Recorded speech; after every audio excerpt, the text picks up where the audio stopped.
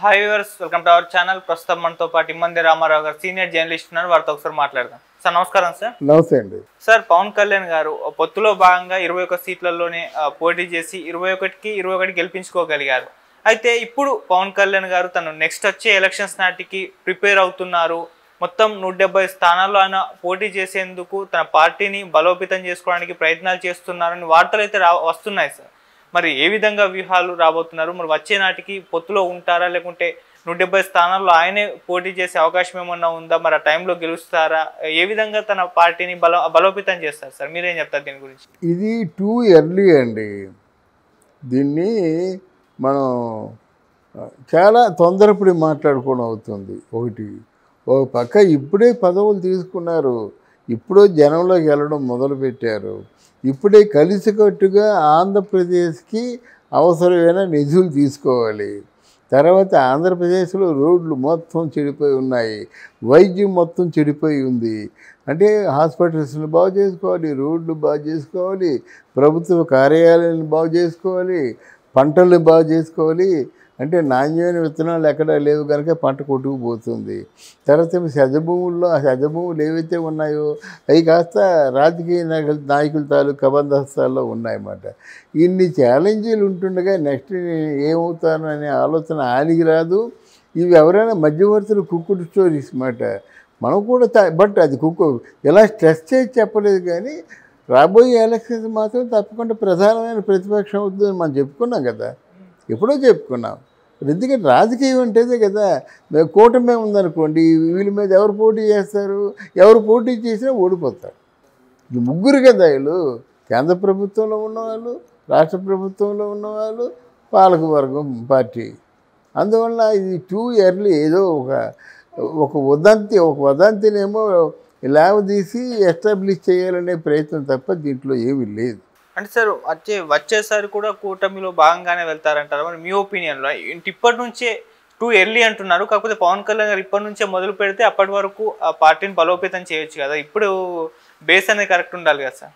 అది కరెక్టేనైనా ఒక దేశాన్ని గడగడలాడించినటువంటి మోదీ ఈరోజు ప్రభుత్వం ఉంటుందో ఊడిపోతుందో అనేది తెలియదు.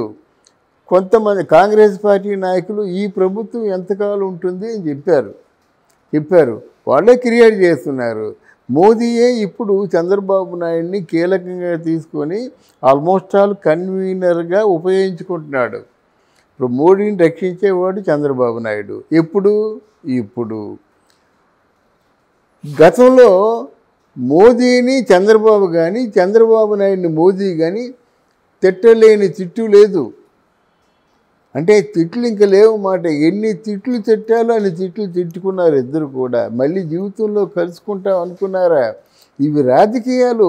నిన్న ఏవైతే ఉందో ఈరోజు ఉండవలసిన అవసరం లేదు, ఈరోజు ఏవైతే లేదో రేపు లేకుండా ఉండవలసిన అవసరం కూడా లేదు. రాజకీయాలు వాళ్ళ వ్యక్తిగతమైన రాజకీయ లబ్ధి కోసం, వాళ్ళ స్వార్థం కోసం వాళ్ళు పాటుపడతారు. కానీ దీనికి ఇంకేదో మనం ముందుగా ఊహించుకోవడం జరగదు. ఏంటంటే ఒక మంచి బలమైన బంధం ఇద్దరి మధ్య ఏర్పడ్డది కాబట్టి, చంద్రబాబు నాయుడు మధ్య, పవన్ కళ్యాణ్ మధ్య, అది కూడా జీవితంలో మర్చిపోలేని బంధం కాబట్టి ఇంత బలంగా ఉంది. లేకపోతే ఎలక్షన్లో ఎప్పుడైతే ఫలితాలు వచ్చేసాయో మీరు మీ దారి మాది మా దారి, వాళ్ళది ప్రధాన ప్రతిపక్షం అవడానికి మార్గం ఉంది కదా. మీ ప్రధాన ప్రతిపక్షంగా ఉంటాం, వైసీపీ తీసి పారేయండి అనుకోవచ్చు. వాళ్ళిద్దరూ కలిసి చేద్దాం అనుకున్న పనులు ఉన్నాయి. వాళ్ళిద్దరూ కలిసి ఉంటే కేంద్ర ప్రభుత్వం కూడా నిధులు ఇస్తుంది. అది ముందు ఫస్ట్ పూర్తిగా ఎగ్జాస్ట్ అయిపోయింది. అంటే దీన్ని కరువు నేల, కరువు దేశం, కరువు మనుషులు అయిపోయారన్నమాట.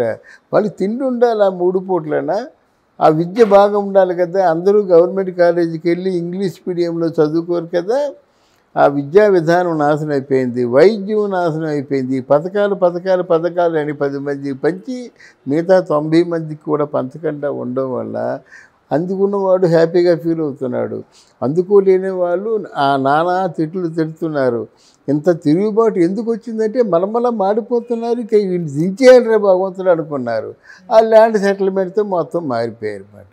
ఎందుకు మారిపోయారంటే ఇదేంటి మా తాత ముత్తాతల నుంచి ఉన్న ప్రాపర్టీ ఏమిటి, దాని మీద వాడు ఫోటో ఏమిటి, మా ఒరిజినల్స్ ఏమో వాళ్ళకి ఇవ్వడం ఏంటి, మేము జెరాక్స్ కాపీలు పెట్టుకోవడం ఏంటి, మా ఇంట్లో పెళ్ళిలో విద్య ఏది ఉంది, ఇంజనీరింగ్ చదివించాలి, అయితే పేదరికంలో కూడా డాక్టర్ సీట్లు వచ్చిన ఉన్నారు, పొలం మేస్తా చదివించుకుంటారు. మేము వెళ్ళిపోయి జెరాక్స్ కాపీలు తీసుకెళ్ళి డబ్బులు ఇవ్వమంటే ఎవడిస్తాడు? ఒరిజినల్ ఇవ్వమంటే నువ్వు ఇస్తావు, నువ్వు ఏదో ఒక చిన్న ఆఫ్టర్ ఆల్ బర్త్ సర్టిఫికేట్స్కే 50 రోజులు అయిపోతున్నాయి. అందువల్ల ఇవన్నీ చాలా సాంకేతికపరమైనటువంటి ఇబ్బందుల్ని పేదవారు గమనించి తిరగబడ్డారన్నమాట. అందువల్ల ఇవాళ ఉన్నటువంటి వ్యవహారం కానీ, ఈరోజు ఉన్నటువంటి పద్ధతి కానీ రేపు ఉండదు. రేపు పవన్ కళ్యాణ్కి చంద్రబాబు నాయుడికి గొడవలు జరుగుతాయని చెప్పను, కానీ అభిప్రాయ భేదాలు వస్తాయి, తప్పదు. పవన్ కళ్యాణ్ చేద్దామంటాడు, చంద్రబాబు ముందు అంటే ఆయన కూడా ఈయన మంచి సంకల్పంతో చేద్దాం అనుకుంటాడు. ఆయన ముందు మేము చేయగలమా? సపోజ్ గవర్నమెంట్లు ఉద్యోగాలు ఇవ్వాలంటే ఒక మాటలో ఇచ్చేయచ్చు, అది 58 సంవత్సరాలు పోషించగలదా ఈ గవర్నమెంట్ అని ఆలోచించాలి కదా. అది ఎవరు ఆలోచించరు. అది అందువల్ల కొన్ని ఈయన చాలా ఫాస్ట్గా ఆలోచిస్తాడు, ఆయన ప్రాక్టికల్గా ఆలోచిస్తాడు కనుక కొన్ని ఏదైనా ఇబ్బందులు వస్తే రావచ్చు. బట్ ఏదేమైనప్పుడు కూడా, ఎవరు ఏమనుకున్నప్పుడు కూడా, తెలుగుదేశం పార్టీ వాళ్ళు కూడా ఏమనుకున్నప్పుడు కూడా భవిష్యత్తు పవన్ కళ్యాణ్దే. పవన్ కళ్యాణ్ మాటకి ఎదురు లేదు ఈరోజు దేశంలో. ఎందుకు ఎదురు లేదంటే అలా చూపిస్తున్నాడు. ప్రభాస్ అది కొట్టించాడా? ఈ లెక్కను చూస్తే 1000 కోట్ల రూపాయలు చెక్కులు పడిపోతాయి అన్నమాట. ఎన్ఆర్ఐలు ఏమిటి, మొత్తం నెల రోజులు హోటల్ బిల్లు వాళ్ళయే, 25 కార్లు పవన్ కళ్యాణ్కి ఇచ్చారు, ఆ కార్లకు డబ్బులు అయ్యే వాళ్ళయే. ఊర్లని దత్తత తీసుకొని వాళ్ళని సబ్సిడైజ్ చేశారు, అయితే వీళ్ళకే ఓట్లు వేసేలాగా. మరి ఎన్ని కోట్లు ఖర్చు పెట్టారు ఎన్ఆర్ఐలు? తర్వాత ఎలక్షన్లో ఫలితాలు వచ్చిన తర్వాత మీ విజయాన్ని కళ్ళారా చూసిన తర్వాత వెళ్ళిపోతా ఉన్నారన్నమాట. అవి ప్రపంచవ్యాప్తంగా పవన్ కళ్యాణ్కి ఉన్నటువంటి సపోర్ట్ అది. అన్నమాటలు నెరవేర్చుకున్నా పిఠాపురం దగ్గర రోడ్డు పడిపోతున్నాయి. ఆ యూనివర్సిటీని వాళ్ళు ప్రొఫెసర్ని తీసుకొచ్చి, ఆధ్యాత్మిక ప్రొఫెసర్ని, పండితులు తీసుకొచ్చి వాళ్ళ మాటలు జరుగుతున్నాయి. అక్కడ మెరీనా బీచ్ చేస్తూ ఉన్నారు ఉప్పాడు దగ్గర, ఆ పనులు జరుగుతున్నాయి. ఏ స్టోరేజో కడతా అంటున్నారు, పనులు జరిగిపోతుంది, తక్కువలో ఉన్నాయన్నమాట. ఎటు వచ్చి మనసు రాదు. అది కట్టాలంటే మిగతా వాళ్ళకి మనసు రాదు. మనసు ఉంటే ఏమైనా అవుతుందండి. నేను భోజనం చేస్తున్నాను, అదే 200 రూపాయలు ఉన్నాయి, 100 రూపాయలు పెట్టి భోజనం చేస్తున్నాను, 100 అయినా జరుగుతుంది, నువ్వు భోజనం చేయి అంటాను నేను, నా మనసు అంటూ ఉంటే. అందువల్ల ఇంతకాలం మనల్ని వెనకబడిపోయాం, 5 సంవత్సరాల్లో 30 సంవత్సరాలు వెనకబడిపోయాం కనుక దీన్ని మళ్ళీ ముందుకు తీసుకొస్తున్నారు కనుక వయసు రీత్యా చంద్రబాబు నాయుడు మీద పవన్ కళ్యాణ్ తక్కువ వయసు ఉన్నవాడు, యువకుడు గనక, దాని తర్వాత అనుకుంటే చేసే మనస్తత్వం ఆయనకు ఉంది కనుక, ఒకవేళ లంచం తినని చెప్పినప్పుడు కూడా తక్కువ తింటాడు కనుక మనం చెప్పుకుందాం, అది తప్పేమి కాదు. పనిచేసేవాడికి ఏదో ఉండాలి కదా. ఇప్పుడు 1000 రూపాయలకి 100 రూపాయలు తీసుకోవడం తప్పు కాదు ఎట్టి పరిస్థితిలో కూడా.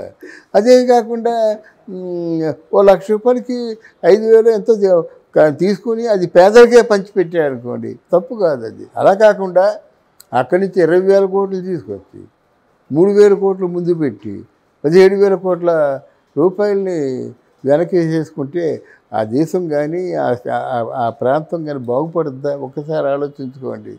ముమ్మాటికి పవన్ కళ్యాణ్ విజయం సాధిస్తాడు. Okay sir, thank you so much. Thank you అమ్మా.